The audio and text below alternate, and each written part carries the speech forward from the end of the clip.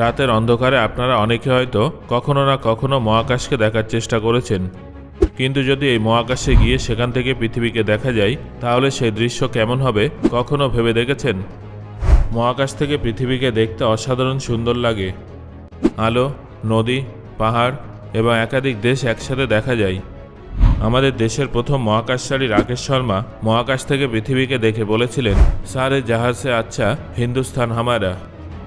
মহাকাশ থেকে পৃথিবীর বিভিন্ন দেশ, বিশেষ করে ভারত এবং বাংলাদেশকে কেমন দেখতে লাগে সেটাই আজকের এই ভিডিওতে আপনাদের জানাবো, তাই ভিডিওটা শেষ পর্যন্ত অবশ্যই দেখুন। বন্ধুরা, মহাকাশ থেকে ভারত এবং পৃথিবীর বিভিন্ন অংশ দেখার জন্য আপনাকে পৃথিবীর উপরে মহাকাশে যেতে হবে। তার জন্য আপনাকে একটা রকেটে চড়ে মহাকাশের দিকে যাত্রা করতে হবে। আপনি যত উপরে উঠবেন দেখবেন নিচের সব কিছু ধীরে ধীরে ছোট হয়ে যাচ্ছে। একসময় আপনি মেঘের স্তর পার করে কমার্শিয়াল ফ্লাইটের উড়ানের উচ্চতা অতিক্রম করবেন। তারপর পৃথিবীর বিভিন্ন বায়ুমণ্ডলীয় স্তর পেরিয়ে আপনি পৃথিবীর আসল প্রকৃতি দেখতে পাবেন এবং অবশেষে মহাকাশে প্রবেশ করবেন।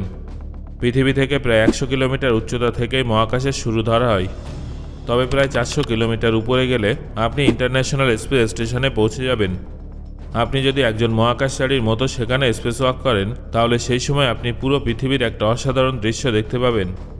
2009 সালে চন্দ্রযান-1 মিশনের মাধ্যমে এমন একটা ছবি ক্যাপচার করা হয়েছিল যেখানে পৃথিবীর অনেকগুলো দেশকে একসঙ্গে দেখা গিয়েছিল।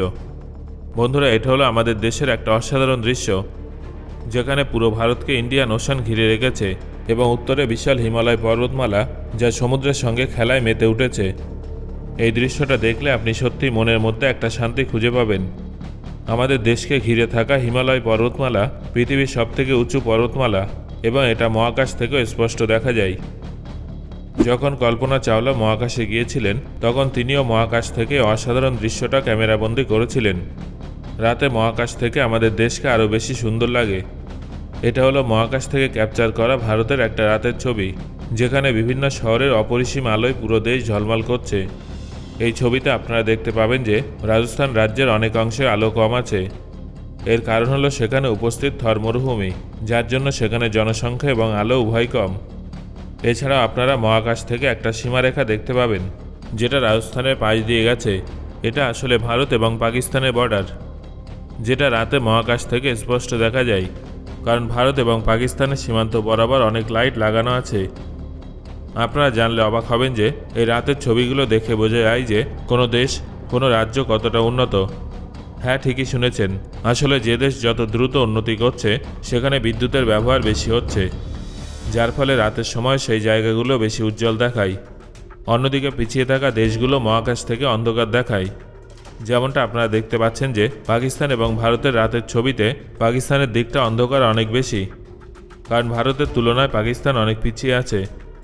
পাকিস্তানে শুধুমাত্র বালুচিস্তান এবং লাহোরের আশেপাশে কিছু আলো দেখা যাচ্ছে, কিন্তু আমাদের দেশের একাধিক উন্নত শহর মহাকাশ থেকে সহজে স্পষ্ট বোঝা যাচ্ছে, যেমন বেঙ্গালুরু, চেন্নাই এবং আহমেদাবাদ ইত্যাদি। আমরা যদি 2012 এবং 2016 সালে ভারতের রাতের ছবিগুলো তুলনা করি তাহলে স্পষ্ট বোঝা যায় যে এই কয়েক বছরে ভারতের উন্নয়ন অনেক বেড়েছে এবং রাতের সময় আলোর পরিমাণও আগের তুলনায় অনেকটাই বেড়েছে। বন্ধুরা, মহাকাশ থেকে নর্থ কোরিয়া এবং সাউথ কোরিয়ার দিকে তাকালেও আপনারা কিন্তু এই দুটো দেশের মধ্যে বিস্তর পার্থক্য দেখতে পাবেন। নর্থ কোরিয়া প্রায় সম্পূর্ণ অন্ধকারে ঢেকে থাকে আর সাউথ কোরিয়া আলোয় ঝলমল করতে থাকে, কারণ সেখানে উন্নয়ন অনেক বেশি। আর নর্থ কোরিয়ার উন্নয়ন একেবারে শেষ হয়ে গেছে। আপনিও যদি নর্থ কোরিয়ায় যান তাহলে দেখবেন সেখানকার মানুষজন একেবারেই খুশি নয়। সেখানে বাক স্বাধীনতাও নেই, এমনকি জনসমক্ষে মানুষের কথা বলারও অনুমতি নেই। এবার আপনাদের আফ্রিকা মহাদেশের কথা বলবো। মহাকাশ থেকে আফ্রিকাকে দেখতে অনেকটা এরকম লাগে। এখানে আপনারা দেখতে পাবেন যে এত বড় মহাদেশ কতটা অন্ধকারে ঢেকে আছে। এখানে বড় শহর তুলনামূলকভাবে কম এবং অনেক জায়গায় জনসংখ্যাও কম। অন্যান্য মহাদেশের তুলনায় আফ্রিকা অনেক বেশি অনুন্নত। এখানে আপনারা একটা উজ্জ্বল লাইন দেখতে পাবেন, সেটা হলো নীল নদ। যেহেতু এই নদীর মাধ্যমে বাণিজ্য হয়ে থাকে তাই নদীটা মহাকাশ থেকে একটা উজ্জ্বল লাইন রূপে দেখা যায়। এইভাবে সিরিয়াও মহাকাশ থেকে বেশ অন্ধকার দেখায়, কারণ 2011 সাল থেকে সেখানে গৃহযুদ্ধ চলছে, যা দেশটিকে ব্যাপক ক্ষতির মুখে ফেলেছে। নাসা দীপাবলির সময় ভারতের একটা ছবি তুলেছিল। সেই সময় লক্ষ লক্ষ বাড়িতে প্রদীপ জ্বালানো হয়েছিল এবং মহাকাশ থেকে পুরো ভারতকে অত্যন্ত উজ্জ্বল দেখাচ্ছিল। তবে হ্যাঁ, মহাকাশ থেকে কিন্তু শুধু রাতের শহরের আলোই নয়, কিছু প্রাকৃতিক ঘটনাও দেখা যায়। এখন আমি আপনাদের এমনই একটা প্রাকৃতিক ঘটনার কথা বলবো যেটা দেখার পর আপনারা অবাক হয়ে যাবেন। এটা হলো পৃথিবীর একটা ভিডিও যেটা নাসা স্যাটেলাইট দ্বারা রেকর্ড করা হয়েছে।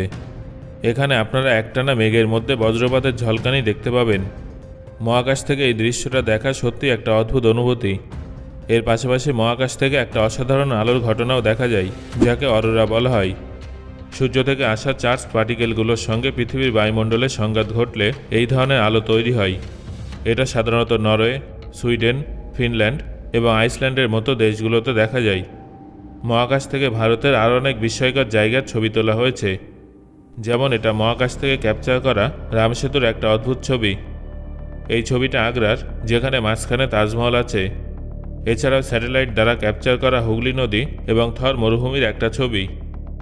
এবার নাসার ক্যাপচার করা সুন্দরবনের এই ছবিটা দেখুন, যেখানে জঙ্গল থেকে নদীর জল বেরিয়ে সমুদ্রে মিশে যাওয়ার একটা অদ্ভুত দৃশ্য দেখা গেছে। শুধু তাই নয়, ইউরোপিয়ান স্পেস এজেন্সি দ্বারা ক্যাপচার করা এই ছবিটা দেখুন, যেখানে দেখা গেছে ভারতের পূর্ব দিকে আছে সবুজের আধিক্য, পাশাপাশি নদীর হালকা রেখাও ছবিতে উঁকি মারছে। বাংলাদেশের ছবিতে দেখা গেছে সেখানকার বেশিরভাগ অংশই সবুজে ঘেরা এবং বেশ কিছু অংশে নীল রঙের রেখা আছে। ওই অংশে নদী ও জলাশয়ের আধিক্য দেখা গেছে। এই ছবির একাংশে সুন্দরবনের অত্যন্ত মনোমুগ্ধকর দৃশ্য ধরা পড়েছে। ছবির সঙ্গে যে বিবৃতি প্রকাশ করা হয়েছে সেখানে বলা হয়েছে এটা বেঙ্গল টাইগারের আঁতুড়ঘর। এখানে বিশাল ম্যানগ্রোভ অরণ্য আছে। রাজস্থানের থর মরুভূমি ও মহাকাশ থেকে স্পষ্ট দেখা যায়। বিজ্ঞানীদের মতে কয়েক লক্ষ বছর আগে এই অঞ্চল সবুজে ভরা ছিল, কিন্তু ধীরে ধীরে জলবায়ুর পরিবর্তনের কারণে এটা শুকিয়ে মরুভূমিতে পরিণত হয়েছে। মহাকাশ থেকে পৃথিবীর আরও অনেক অদ্ভুত জায়গা দেখা যায়, যা আপনাকে অবাক করে দেবে। যেমন এটা আমেরিকার অ্যারিজোনায় অবস্থিত গ্র্যান্ড ক্যানিয়ন। মহাকাশ থেকে এটা এমন দেখায় যেন কোনো বিশাল অজগর কেউ যেন মহাকাশ থেকে পৃথিবীর উপরে এটা এঁকে দিয়েছে। এগুলো প্রায় 2500 বছর আগে তৈরি করা 3টে পিরামিড, যেগুলো মহাকাশ থেকে একে অপরের সঙ্গে সরলরেখায় সাজানো অবস্থায় দেখা যায়। নাসা 2001 সালে এই ছবিটা তুলেছিল। মহাকাশ থেকে পৃথিবীর আরও অনেক অদ্ভুত জায়গা দেখা যায়, যেমন গিজা পিরামিডস, ওয়াদি রুম এবং ইতালির অদ্ভুত আকৃতির শহর পালমোনাভো। বন্ধুরা, 2011 সালে মহাকাশ থেকে সাহারা মরুভূমির একটা অদ্ভুত গঠন দেখা গিয়েছিল, যাকে আই অফ সাহারা নাম দেওয়া হয়েছে।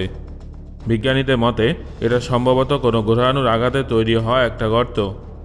এবার আপনাদের এমন একটা অদ্ভুত জিনিস দেখাবো। এটা কানাডায় অবস্থিত ব্যাডল্যান্ডস গার্ডিয়ান, যা একটা প্রাকৃতিক ভূতাত্ত্বিক গঠন। এটা দেখতে একেবারে মানুষের মাথার মতো। বন্ধুরা, এটা পৃথিবীর সব দেশের একটা 2D ছবি, যেটা নাসা তৈরি করেছিল। এখানে সব দেশের ছবি একসঙ্গে আছে।